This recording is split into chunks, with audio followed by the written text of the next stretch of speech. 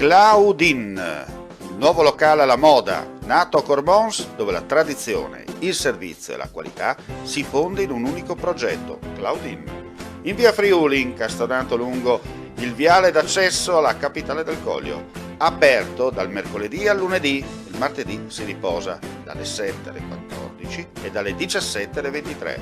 Claudin, locale per palati fini e buongustai, dove si mangia, si beve e si respira bird, Coglio e quei.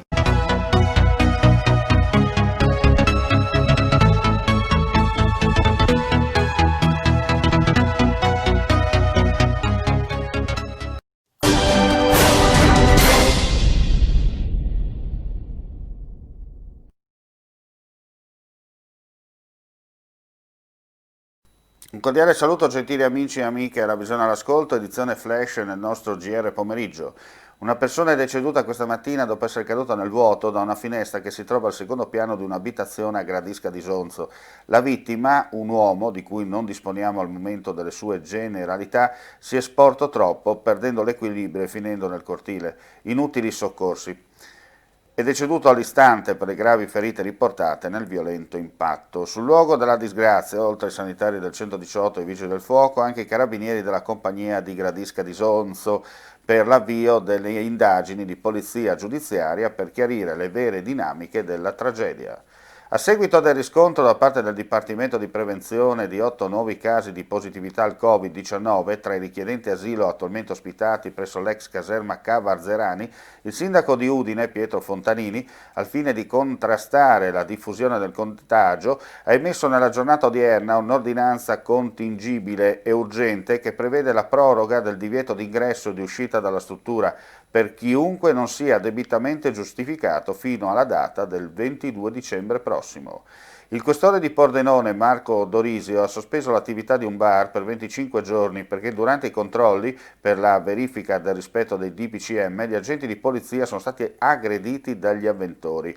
Le verifiche sono state fatte dalla volante e da un equipaggio della Guardia di Finanza che hanno notato, dopo le 18, avventori in un grande gazebo chiuso e protezione del plateatico di pertinenza del locale.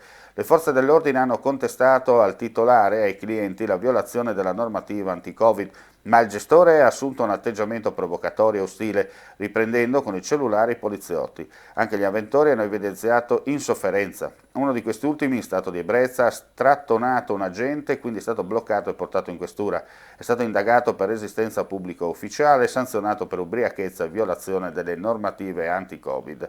Dagli accertamenti è emerso che, ad eccezione di uno dei presenti, tutti gli altri clienti sono gravati da precedenti penali. Lo stesso titolare del bar, di 47 anni, residente in provincia di Pordenone, fu oggetto di un avviso orale del questore nel 2017, di cui la decisione di sospendere l'attività. Nell'ambito degli stessi controlli, nella serata di ieri, una pattuglia della Guardia di Finanza ha notato, sempre in un bar di Pordenone, 3 persone che consumavano al bancone in violazione delle norme anti-Covid. Anche in questo caso gli avventori hanno mostrato segni di insofferenza, tanto che è stato chiesto l'intervento di altre pattuglie della questura.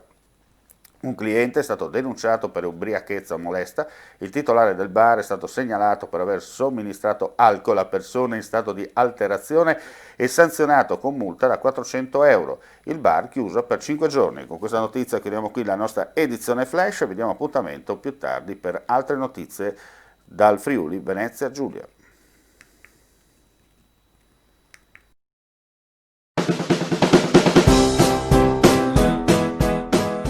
Claudin, il nuovo locale alla moda, nato a Cormons, dove la tradizione, il servizio e la qualità si fonde in un unico progetto, Claudin.